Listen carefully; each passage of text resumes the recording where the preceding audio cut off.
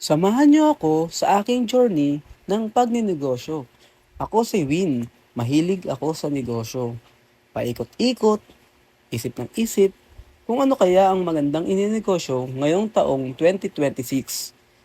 So nag-iisip ako kung paano kikita, syempre, at makakatulong sa ating komunidad. Meron din akong negosyo, meron akong Wins Chicken Pastil, at meron din iba't iba pa. So, napapaisip ako sa mga card na ito.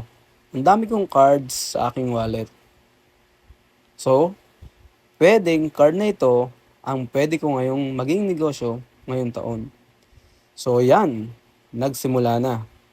Nagpunta kami ngayon sa Bulacan para magbagong taon. So, masaya. Doon kami pumunta. At first time ko nga palang pumunta dito kaya nagkandaligaw-ligaw pa ako. Pero nung pauwi, madali na. Pwede na ulit. 3 hours lang yung biyahe ko. Ngayon, pumunta kami sa aming kaibigan o sa aking kumpare, pinsan, na si Brian. At ito yung isa sa mga katulong para bumuo ng card na ito. Ang card na ito ay makakatulong sa bawat negosyante. Okay, so paano?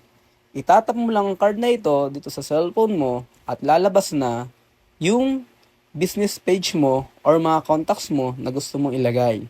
Pwedeng GCash, number, FB page, business page tulad nito. Isang tap lang, kita na lahat.